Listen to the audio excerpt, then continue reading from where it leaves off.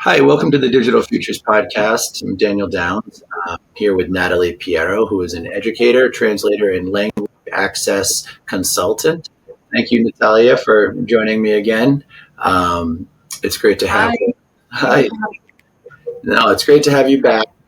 So welcome back, everybody. We're going to now do a little deep dive topic from gestioneducativa.net. And we're going to talk a little bit. We've decided to both kind of choose an article from this website and kind of share our what we found interesting about the article. This website has some great links. I'll put the link in the description of the video as well. Natalia, do you want to share what you found most interesting from this site? There was an article that instantly caught my attention, and it's the one that leverages ChatGPT as a tool for teaching. Can you see it there? I can. Right. In Spanish.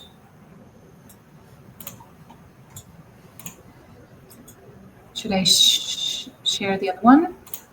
You can do the Spanish one. I'll read along on the other one. I can. We'll talk in English anyway. So Yeah. Okay. So and you did pick the same one, didn't you? I did pick the same one. We both got drawn to the AI one. Right. Like, I wanted to know what the article said, and it was the article talked a lot about how, of course, ChatGPT is a great tool, but that it should be it's a tool for quick for getting information quickly, like even more powerful Google, because it's more like specific. You can give it instructions. So. But then it talked about a lot of the things that ChatGPT lacks, because we're always talking about all the good things about AI, and it's great. But what is it that you do not have when you rely on AI or ChatGPT, for example, for teaching you something, right? Mm-hmm. And what I liked is that it said, and I felt like it's something that happens to me when I'm teaching, is that we adapt to our students quickly, right? So even if I have to teach the same thing, my approach changes depending on the student, the number of students, the particular student. So and based on their reaction, I can change the way I can see if they are understanding or not, if they need more examples. And I don't think that you can get that from directly talking and getting information from ChatGPT. What do you think? Yeah, I don't think we're there yet. I think there's people working on that. I definitely think where we're at is you're right. Like, people are definitely like digesting the tool, and then they're taking out of it what they want to use, and then they're not necessarily using it as a way to help them adapt either, unless they're being very, very strategic with how they're using. People are, I think, thinking about it like, okay, I need this type of result, or I want that type of result. And I think it's very easy for them to kind of bury themselves in there. So what you're saying is like, but I do think tool doesn't support people in adapting and working with a student.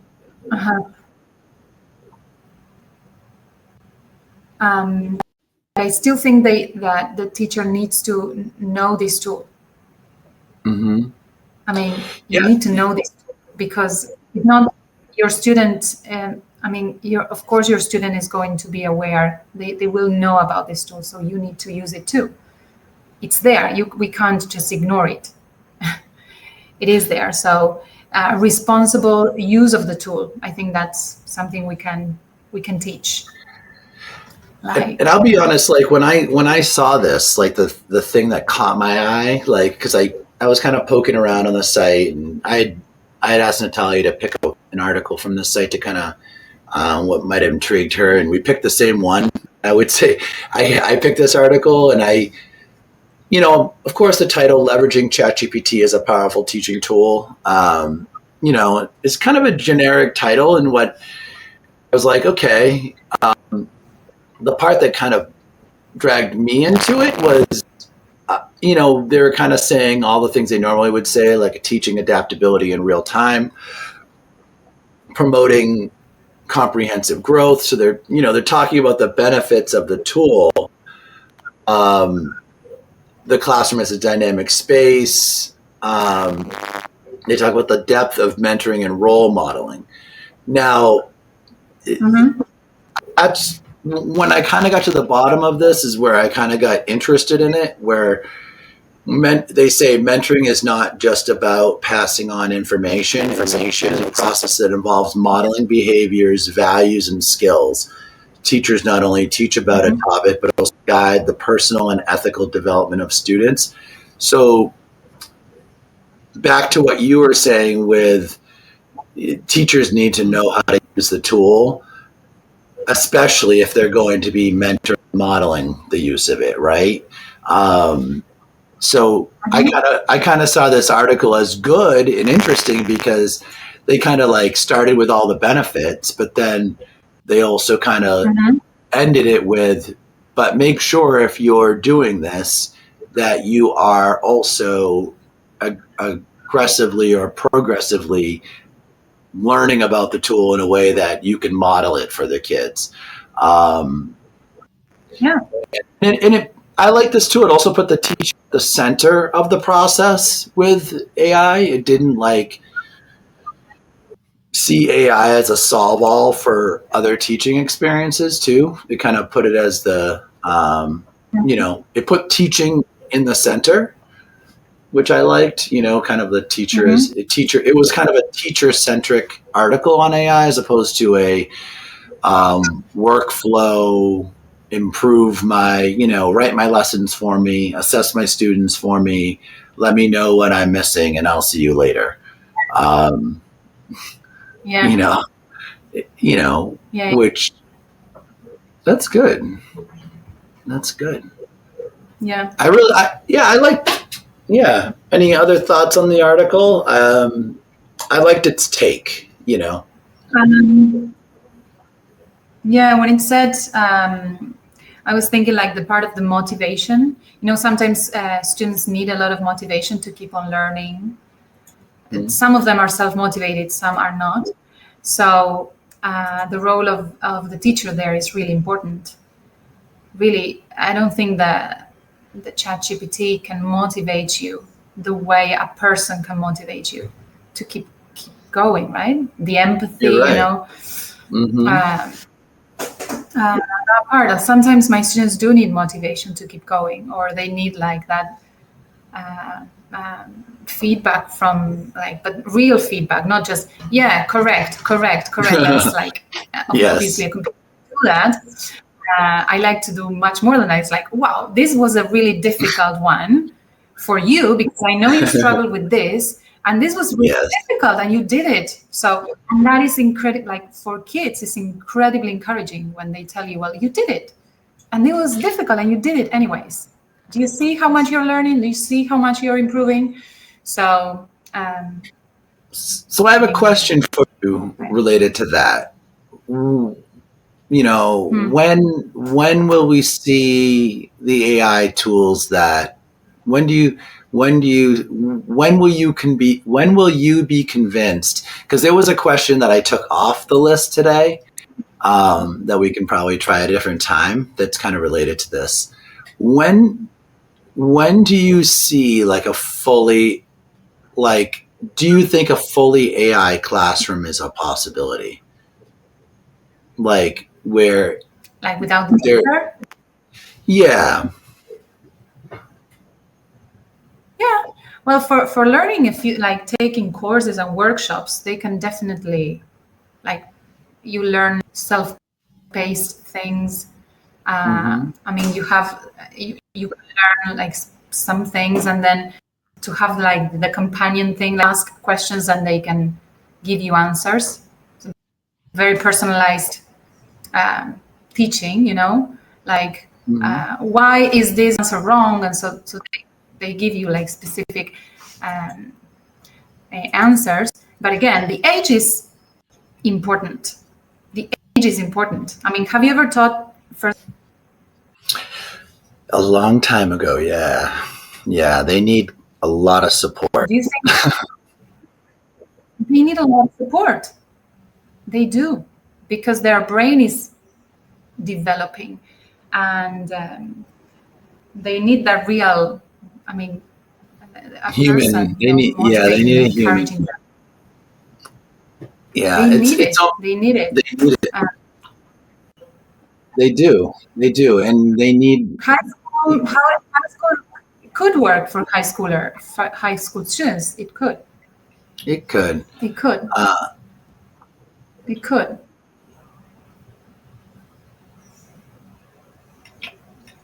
Not for young the- kids. I don't see it, but well. yeah, young kids, yeah, you still need that supportive environment. I mean, at least for the next. I mean, they need like basically that continuation from home and the parent teaching and the parent role passed to the teacher. Yeah. Um, And to that kind could be really useful for the parent, AI could be really useful for the parent who needs to sit down and help their kid. of, right. I think AI could teach the it parents can how to an teach. assistant, like a homework assistant or something. Yep. That could work Yeah. really well. And all the There you platforms to go. keep track of grades, things that's really useful. AI can be really, really useful, even like a little bot where you can Yep. ask questions about things, about the school, whatever. Hmm. That's great. That's great. Keep them But engaged and keep them in the loop. Yeah, but we're not quite there yet, especially with the young ones. And I'm not convinced either that,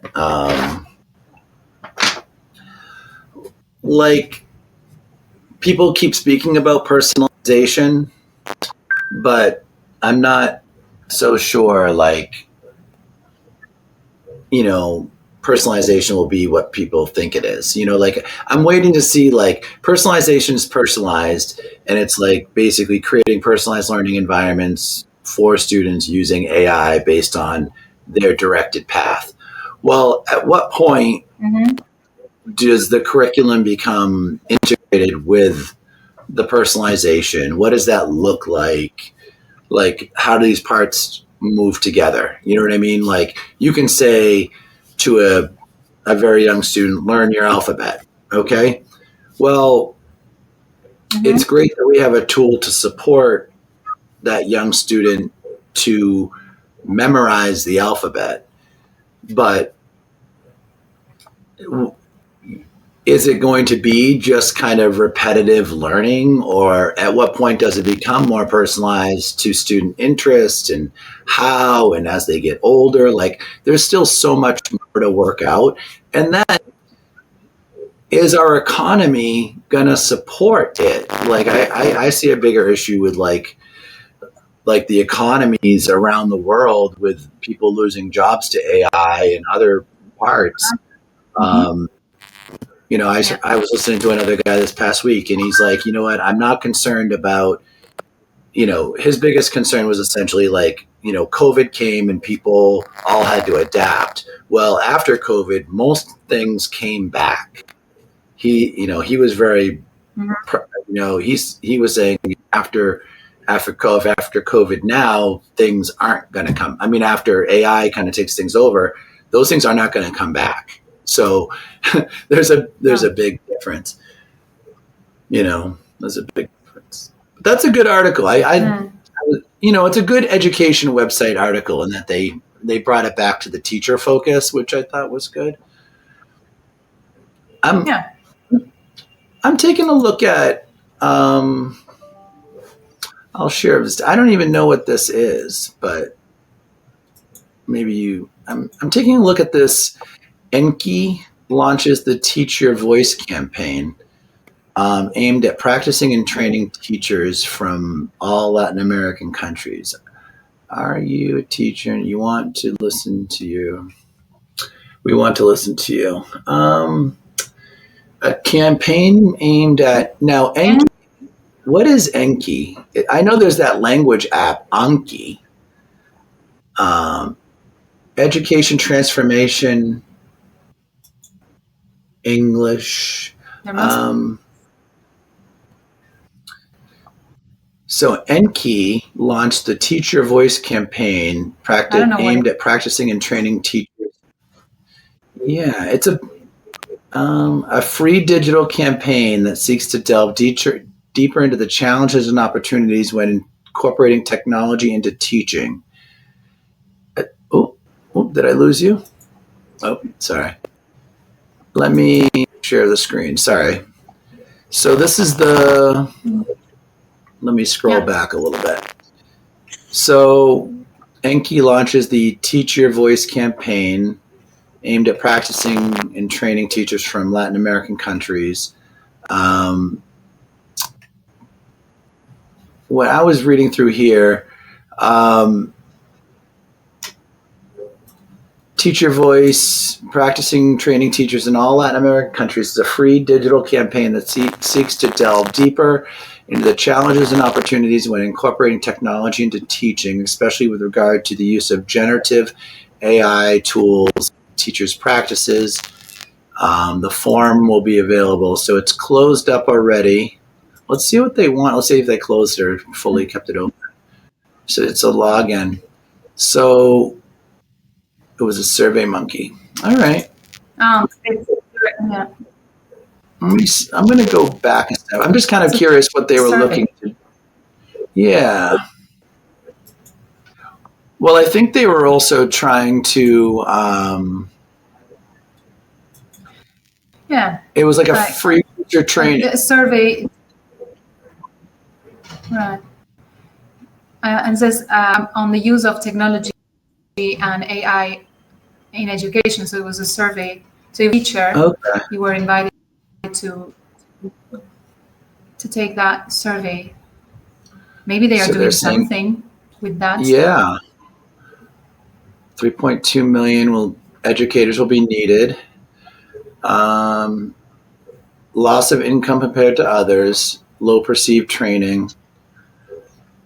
73% of teachers in Latin America are women, changing rapidly. 85% of the jobs that will exist in 2030 have not been created. Mark lack of knowledge and resources to implement technology. So Enki is an organization driven by entrepreneurs. So yeah, they'll probably, sell the data to some EdTech companies.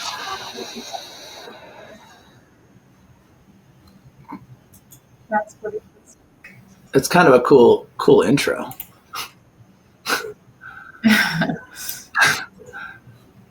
Let's see, what do I click? So they are asking for the teacher's experience. Like yes. They are gathering transformation impact. It's like here says teaching is the only profession that creates more professions, and it's true. The new jobs that will be necessary, they need a teacher, right? They need an instructor, right? So it's like we are in. I think we are in that void thing. It's there are new jobs being created because obviously jobs are going to disappear, but there's still. I mean, those teachers are in training now. Right? Yeah, so and maybe that's it. It's like everything needs to change, like everything quickly. I mean, the the thing that, like with all of this, like everyone wants transformation, but like it's going to be moving so quickly. Yeah. Like some things are going to be lost, some gained. I don't know. It's interesting. It's an interesting article. And I was just kind of drawn to that one because of just this website kind of has been pretty good at kind of, I'm learning my way around, EdTech in South America. And so I've found that It's this good. website, yeah, it's a good site. They have a good YouTube channel. It's pretty good. But it's good that it's not like, It's pretty good. yeah, they have a lot of different stuff. And the English is very good too. That's why I was asking you. Okay. The English version is good too. So I wonder if there's someone behind it or not. I'll look into it. Because it's definitely good at bridging the two worlds. Like I feel like, like the topics compared to some American EdTech sites are very similar. And so when I liked it because it felt relevant, and we can keep delving into it as because we'll talk about another site in a moment that is definitely much more from a country perspective. But this one, the Gestión Educativa, is pretty good. It's good. I have a few articles to read. Bookmark a few. So it's really good. So, that was one question after looking at that site and kind of going in there. How about from similarities or differences, Natalia, on how these topics are addressed? Did you have any things? I was thinking about something that's going on right now, that there's a new bill that, I don't know if you know, but there's a lot of political turmoil these days in Argentina because the new government took office. A new president took office, and he proposed a bill, and there are some education changes that he's putting forward, and it's the new one. It's about the possibility for homeschooling when kids reach 4th grade, which it didn't exist in Argentina. And it's obviously using technology because when you homeschool your kids these days, I don't know, the USA is you're more used to homeschooling. You do use technology, like everything is or not? Yeah, we do. Platforms and for the standardized testing and. Well, I think so. He wants to. Yeah. Do you keep talking about that, because that's interesting? I'm wondering, is the decision for the homeschooling, is it more who's economically benefiting from the homeschool? I don't know, really. Some say it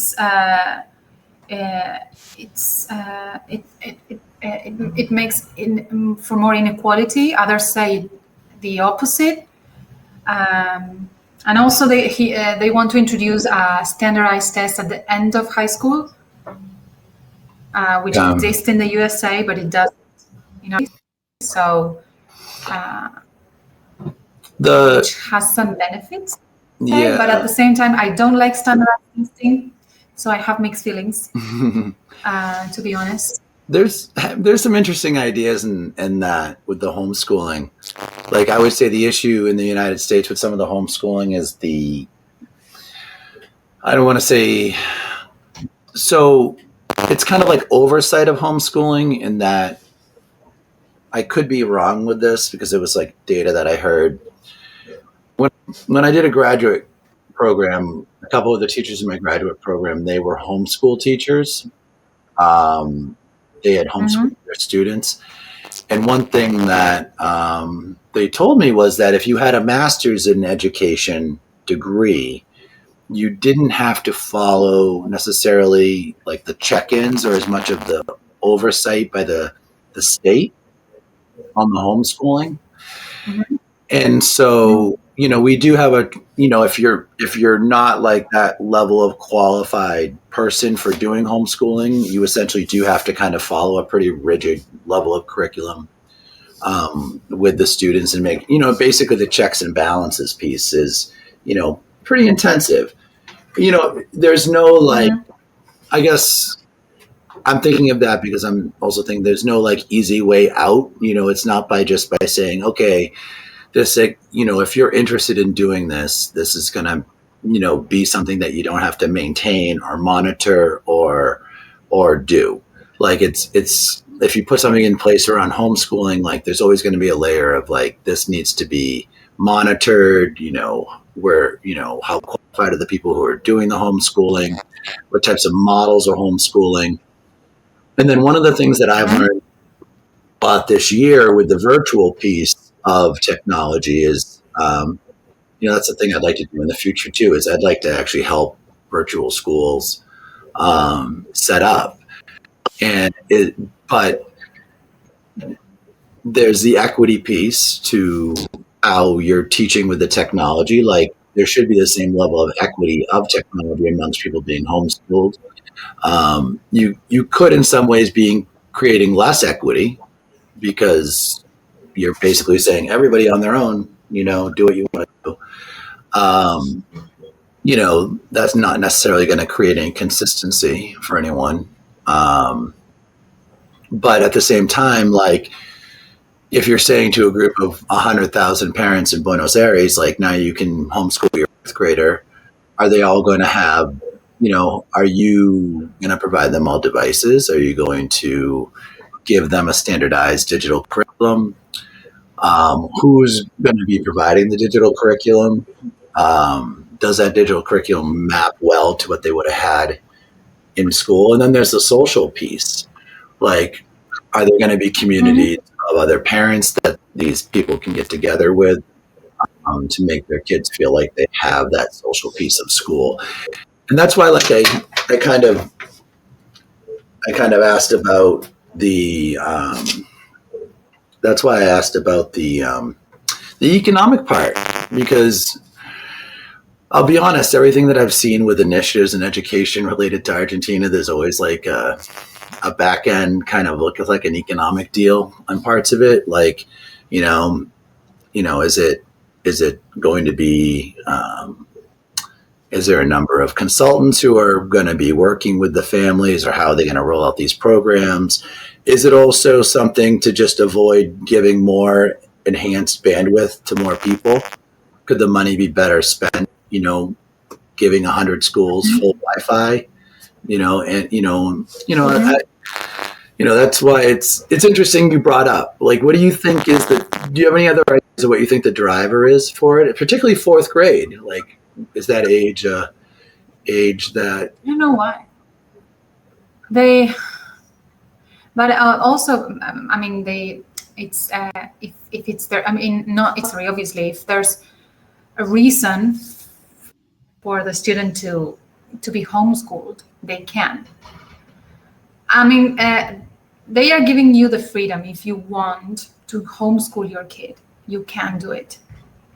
I see it that way, which I don't think is going to stick in this country, because really, right now, usually both parents need to work.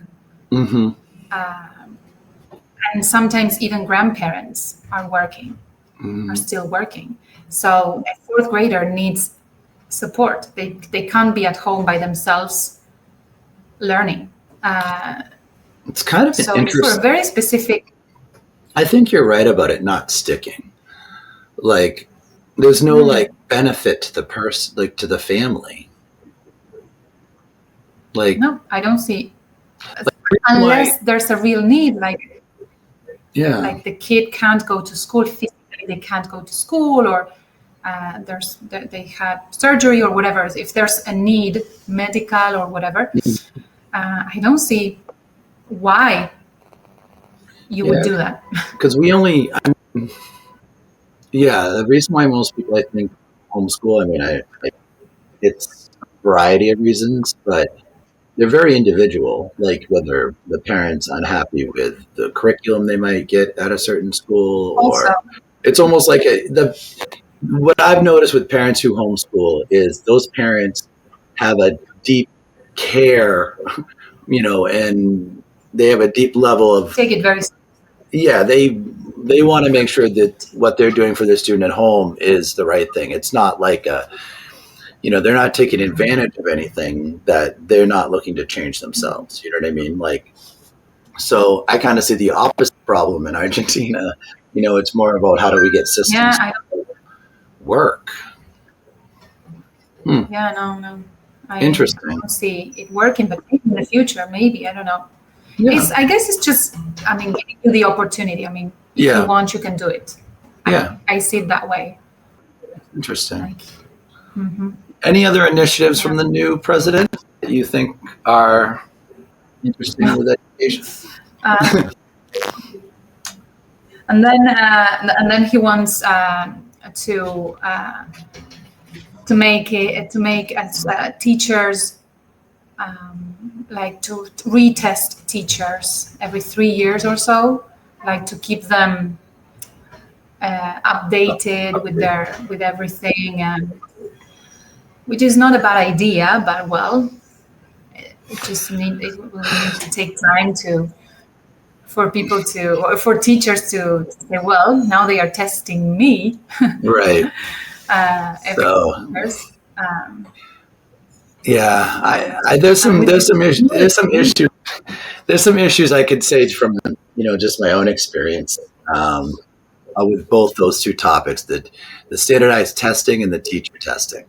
So first of all, like, you should probably, and maybe he's doing this, I don't want to like speak out of turn, but like get the colleges involved, get the universities involved with the programs. Don't like try to go back in time with teachers. Like, maybe start with the new teachers who are coming out of school, like work with them and kind of having consistency with that. And then also with the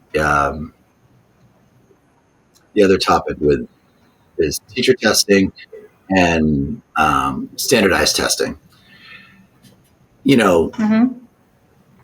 They'll save a lot of money. They would save a lot more money if they just invested in their infrastructure more than just the idea, because you can push out the standardized. So basically, in the United States, we've spent the last 10 years moving our standardized testing to computer-based standardized testing. I'll just say that over the last 10 years, that process has taken a lot of time. So you might want to start with doing it computer-based, because it might be easier to give all the schools what they need, instead of like trying to do something for 5 to 7 years and then saying, hey, this would be much better to do utilizing technology, or maybe make the standardized testing the reason why you increase bandwidth with schools. Like, say, hey, now we want more. We want more technology in schools, and we want to be able to assess students more effectively, and so we need the technology in place to do it. Yeah. Pretty quick with this. So, one thing I wanted to share is a site I came across probably like almost a year and a half, 2 years ago. Actually, not that one. Let me find it. Is this site, and this site, still not sharing. Here we go. So EdTech innovation takes over Argentina. And so what got me here was I was doing some just general research on EdTech in South America, and, kind of looking at the different countries between Peru and Colombia, and And one thing that this kind of attracted me to learn more about Argentina. I was doing, just some level research, and I'd kind of always end up coming back to this website. And, when I went to the contact page, what I noticed that I liked about this site was, it's argentinadelivers.com, but it's from the Embassy of the Argentine Republic in the United States of America. It's also from the Argentine Investment and Trade Promotion Agency, Ministry of Foreign Affairs. And basically, it's a website put out by them to help attract and show the value of basically utilizing Argentina as an EdTech center. They have a couple of videos here. I'll avoid the videos for now, but maybe we'll revisit them some point in the future.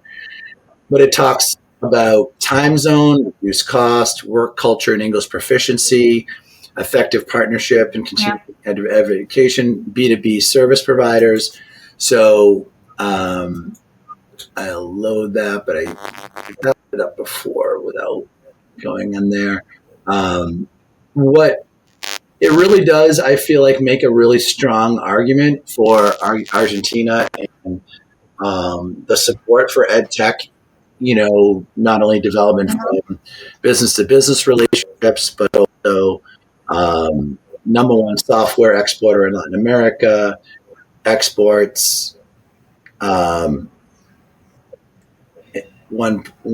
do export a lot of intellectual knowledge. Yes. There's a very big one that's Globant. I don't know if you know about that one. Which one? But Globant. How do you spell that? Globant. Globant.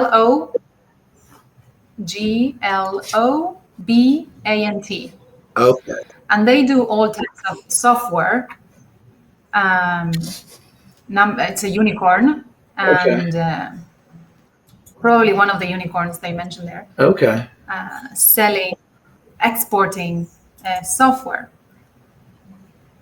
So there's a lot of, and also the English proficiency. We have some of the best English, or maybe the best English level in Latin America. So there are a lot of people working from Argentina to other parts of the world. And we'll save this because of that. We'll save this for another call at some point, but also Coder House. Coder House, yes. Which does a ton of training. I think that topic in itself is probably a good topic for us to kind of delve in at some point, but Coder House, I would actually we should do a call with someone from Coder House, which I think would be interesting. Right. That'd be pretty cool. But this site, I just wanted to kind of, dig into it a little bit. This is only a minute.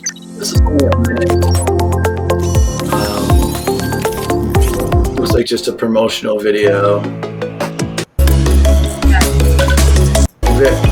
Very promotional. Yeah, not a lot there, but they kind of just rebuilding on the points. What's that? Yeah, they are promoting maybe investment. Yes. They are attracting investors, right? By showing you that, there's human capital here and the time zone and everything. So, And they have a list. They do link to this external site, clutch.com. Clutch.co, Argentina's top EdTech service providers, which has a pretty big, Space Dev, Bootstrap, NAN Labs, Intermedia, which is, interesting. It kind of, promotes their products, which, their services. Yeah. So, but I got attracted to it, the why. I thought the talent, the maturity. This was just a much more sophisticated kind of approach than I'd seen some other countries have, specifically from their government, from agencies in their government.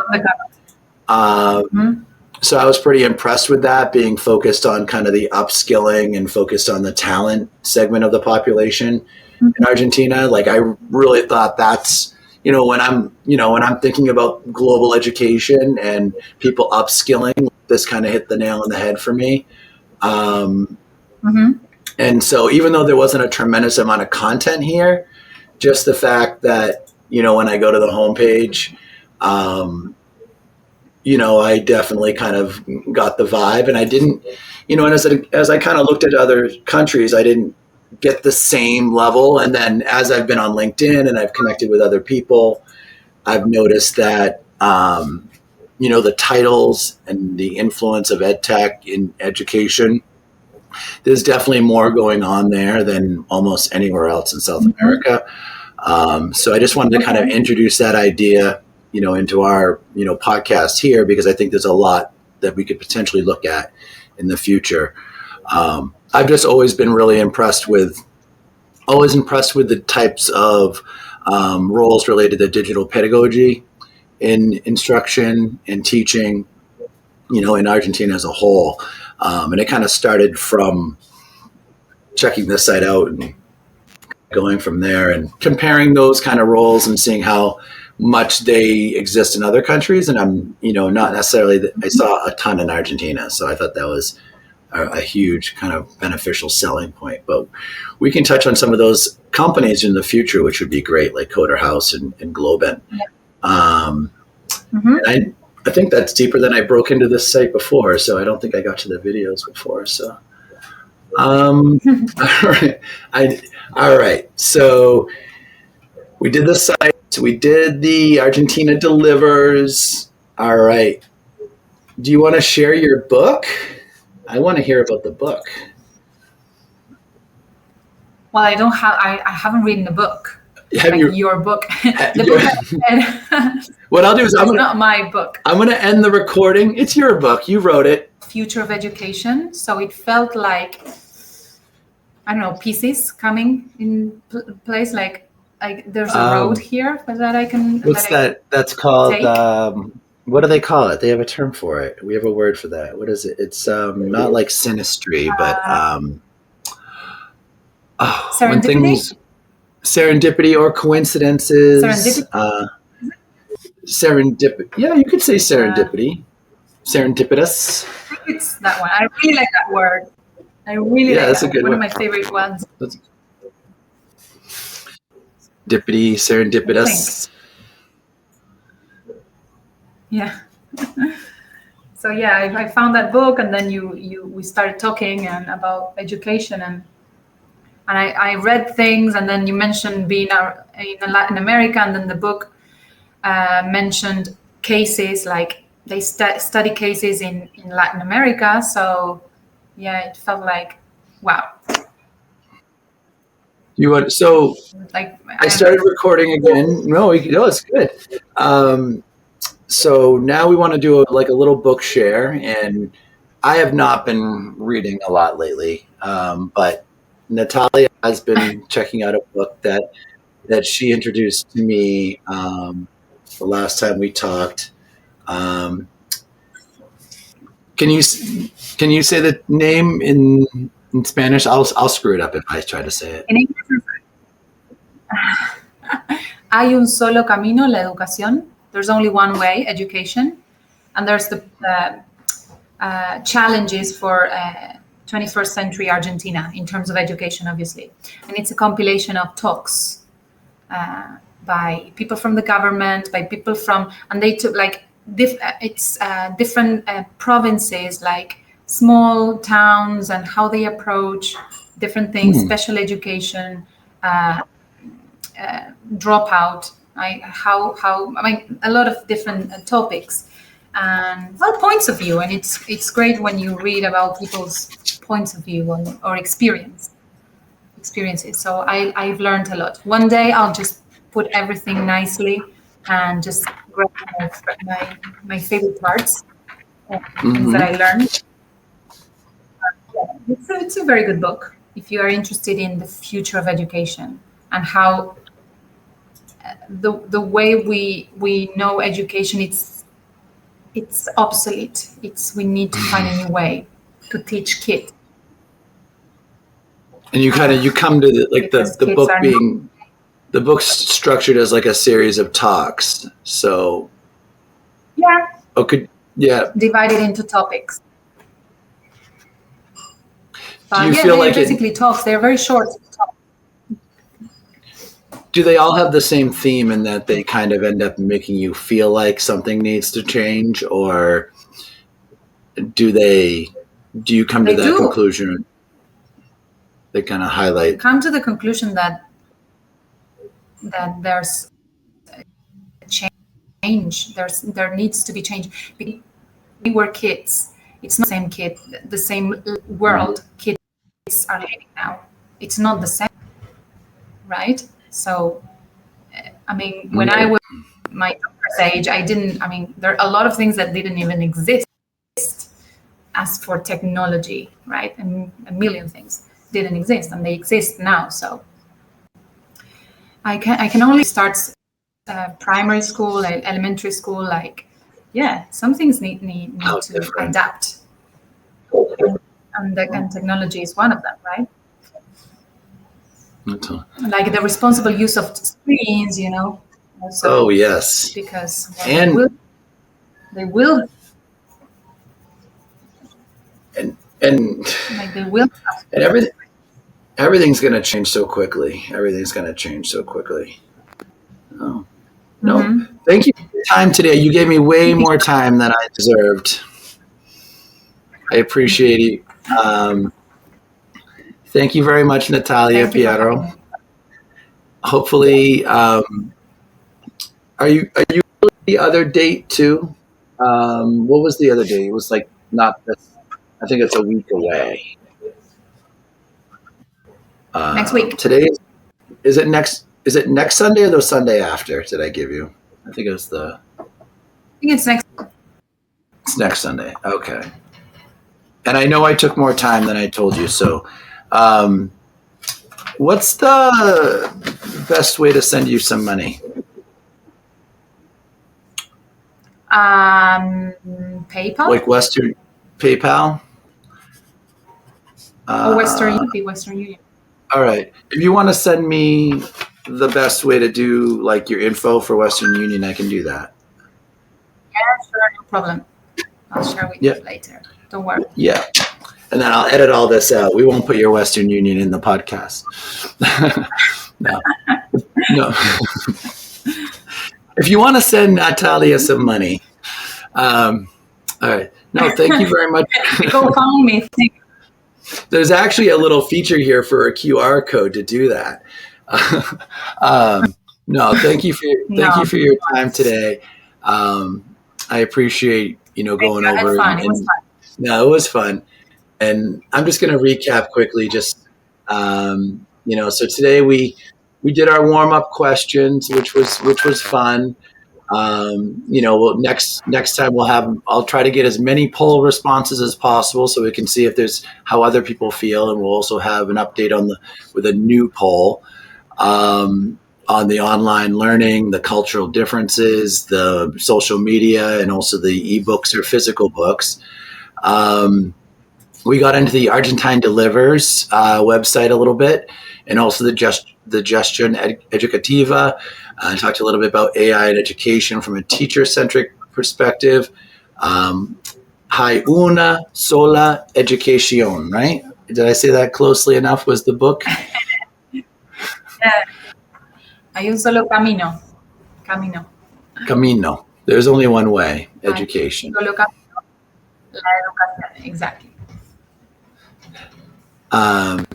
Thank you very much for your time today. And I guess the title is there's only one way to improve, or for a better world. I think it's a short title for there's only one way for a better world, and that is education. And I completely agree with that. And before I forget, education is we were going to do our word. We were going to do we're going to do the difference in career in Spanish. This was interesting. Word of the century. there was this. Our So language in corner. English, you have language corner. So something to learn from the session. So the word career in English is used for professional career. So all the work that you do through your life. But in Spanish, we also use the word carrera for the program that we choose to study at university. So when you're asking someone, what did you study at university, or what program did you do, you could ask, ¿qué carrera hiciste? Like, carreras are the list of programs, right? So whenever you are speaking in English about university, remember not to use career, use degree program. But when you're talking about your expectations or what you want to do with your life, that's your career. But in Spanish, if you are talking about the degree that you did, you can say carrera. Carrera. Hice una carrera, like I did a career, or I studied a career at university. Es una carrera. No, that's good. And Hice una carrera. That's una buena carrera. Right. It's a difference. But Spanish speakers make mistakes when they speak in English, and when they want to talk about their studies at university, they use career when they shouldn't. They shouldn't use that word for the study they do, for the course they do. Right. That's a little grammar. And what we'll do is maybe next time I'll think of some interview questions would be interesting. Just if different types of terms that come up in interview questions might be interesting for us to explore at some point in the future. But thank you very much. No, thank you for all your knowledge. Thank you for your info, and I'll be in touch soon. And thank you for having me. No, this is good. Always good conversation. So I appreciate all your time. Yeah, always good. Always good. Thank you so much. Have a great Sunday.